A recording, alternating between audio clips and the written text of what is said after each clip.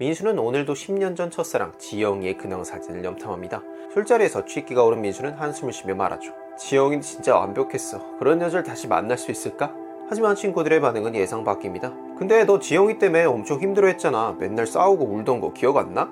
민수는 당황스럽습니다. 기억 속 지영이와의 시간은 분명 달콤했는데 말이죠. 친구들의 말을 듣고 옛날 일기장을 찾아서 읽어보니 더 충격적입니다. 지영이가 또 이기적으로 굴었다. 어쩜 이렇게 자기만 생각할까? 버럭 혼자 화를 내고는 사흘째 연락이 없다. 이 관계가 맞는 건가 싶다. 사실 이렇게 옛 추억이 미화되는 건 민수만의 특별한 경험은 아닙니다. 놀랍게도 거의 모든 사람이 겪는 일이죠. 심리학자들은 오래전부터 이상한 현상을 목격해왔습니다. 사람들에게 5년 전 가족여행 이야기를 해달라고 하면 99%가 행복했던 순간들만 떠올리는 거였죠. 여행 스타일이 맞지 않아 투닥거리던 기억, 걷다 지쳐서 서로 짜증만 낸 기억, 심한 바가지를 당한 기억 같은 건 이상하리만큼 기억하지 못했습니다. 심리학에선 이를 장밋빛 회상이라 부르는데요. 우리 뇌는 과거의 불편한 장면들은 가위질해버리고 아름다운 장면들만 남겨 하이라이트 영상을 만들죠. 연구자들은 대학생들에게 매일 일기를 쓰게 하고 그날의 감정을 1점부터 10점까지 점수로 매기게 했습니다. 그리고 3개월 후, 6개월 후, 1년 후에 그 일기들을 다시 보여주며 물었죠. 이때 얼마나 기뻤는지 아니면 슬펐는지 기억나세요? 결과는 충격적이었습니다. 학생들은 긍정적인 감정 거의 그대로 기억하는 반면 시간이 지날수록 부정적인 감정을 훨씬 약하게 기억했죠. 이렇게 나쁜 기억이 좋은 기억에 비해 빨리 잊히는 현상을 정서적 퇴색 편향이라고 부릅니다. 하지만 왜일까요? 왜 좋은 기억이 더 오래 갈까요? 한번 이 질문에 답해보세요. 당신은 좋았던 옛 추억을 언제 떠올리시나요? 연구 결과 사람들은 우울함이나 외로움을 느낄 때, 한마디로 현재가 좋지 않을 때 좋았던 과거를 떠올립니다. 왜 그럴까요? 첫째는 뇌가 현재 기분과 반대의 기분의 기억을 떠올려서 정서를 균형화하려는 경향이 있기 때문이고요.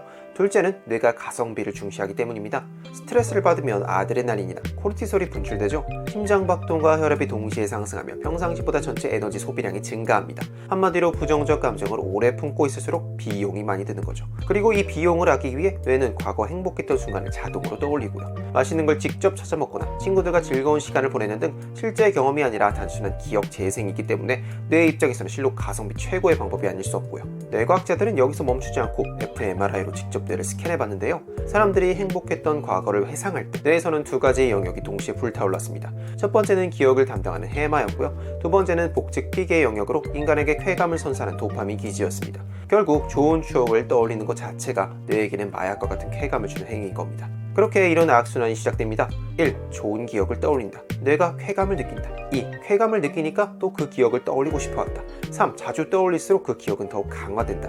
4. 강화될수록 더욱 아름답게 포장된다. 결국 민수의 뇌는 지영과의 달콤한 기억만 반복 재생하며 중독 상태에 빠져 있었던 셈입니다. 하지만 여기서 끝이 아닙니다. 친구들과 옛 추억에 대해 말할 때 우리는 주로 어떤 이야기를 떠올릴까요? 지영이와 처음 만났던 날처럼 달콤한 에피소드들을 말하죠. 반면 싸웠던 기억이나 서운했던 기억은 굳이 자주 꺼내진 않습니다. 왜일까요? 말하는 사람도 듣는 사람도 불편하니까요. 연구에 따르면 사람들은 타인과 공유했을 때 긍정적인 반응을 얻는 기억을 선호합니다. 마치 사용하지 않는 근육이 퇴화하듯 남들에게 자주 이야기하는 기억은 더욱 강화되고 말하지 않는 기억은 점점 희미해지죠. 그렇다면 이런 의문이 드네요. 추억 미화는 나쁜 걸까요? 만약 모든 고통을 생생하게 기억한다면 어떻게 될까요? 이별의 아픔을 평생 그대로 간직하고 상처받은 순간들을 매일 되새기겠죠? 아마 누구도 정상적인 삶을 살 수 없을 겁니다. 실제 연구에 따르면 과거를 긍정적으로 기억하는 사람들은 정신적으로도 안정되고 미래에 대해서도 낙관성을 유지한 반면 부정적 기억에 사로잡힌 사람들은 우울증, 불안장애 위험이 높았다고 합니다. 하지만 기억 미화도 지나치면 독이 되는데요. 과거 연애를 지나치게 이상적으로 기억하게 되면 현재의 삶이나 관계를 있는 그대로 바라보는데 방해가 됩니다. 첫사랑만큼 나를 설레게 한 사람은 없어. 이렇게 과거의 연인을 비현실적으로 이상화하면 현재 멀쩡한 연인이나 배우자가 부족하다고 느껴질 수 있고요. 과거의 연인을 지나치게 미화한 나머지 현재 안정적인 관계를 깨버리고 옛사람에게 돌아가는 경우도 많죠. 실제로 상담사들도 자주 접하는 사례입니다. 하지만 실제로 다시 만나면 대부분 얼마 못 가 왜 헤어졌는지 기억난다며 다시 이별합니다. 왜냐면 기억 속에 완벽한 그 사람은 실제 인물이 아니라 시간이 만든 환상이기 때문이죠. 그래서 뭘 어떡하라는 걸까요? 세 가지를 말씀드리고 싶습니다. 첫째, 내 기억이 편지본일 수 있다는 걸 잊지 마세요. 둘째, 과거는 소중한 추억으로 간직하되 현재와 과거를 비교하지 마세요. 셋째, 지금 이 순간도 언젠가는 아름다운 추억이 될 거라는 거. 미래의 내가 지금을 사무치게 그리워할 수 있다는 걸 잊지 마세요. 민수도 이 모든 걸 깨닫고 이렇게 생각합니다. 그래, 지영이와의 추억은 소중했지만 그건 내가 만든 환상일지도 몰라. 하지만 그래도 괜찮아. 그 추억이 나에게 사랑이 뭔지 알려줬으니까.